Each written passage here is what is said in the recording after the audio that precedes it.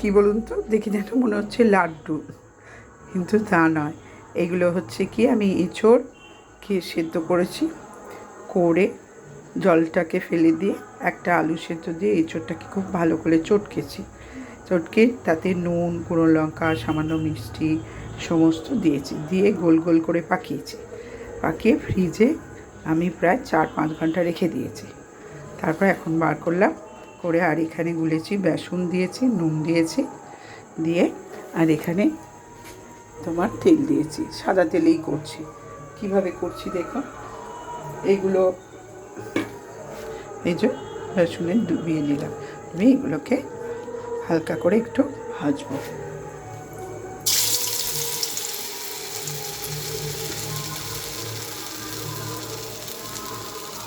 তারপর কী করি দেখুন, আমি একে একে এগুলো ভাজবো। এই দেখুন, এগুলো হালকা করে ভাজা হয়ে গেছে।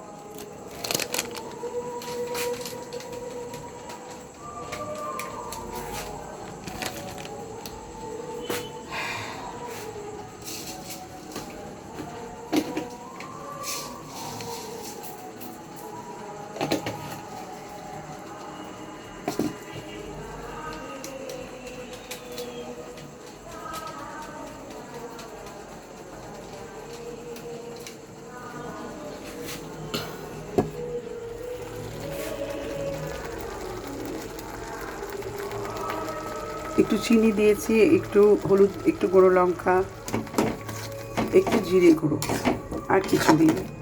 এটাকে ভালো করে আগে কষে দিই। হ্যাঁ, আর একটু সামান্য সস দিয়েছি। ভালো করে কষা হয়ে গেছে, এবার একটু জল দেব। এবার টকবক করে ফুটে উঠেছে, এবার ছেড়ে দেবো। বড়াগুলো আবার ছাড়বো। এবার টকবক করে ফুটে উঠেছে, বড়াগুলো দিয়ে দিয়েছি, আর একটু পরেই নামিয়ে দেবো। হয়ে গেল রান্না। একটু ঘি দিয়ে দিয়েছি, এবার গ্যাসটা অফ করে দেবো। করে খেয়ে দেখবেন, খুব ভালো লাগবে।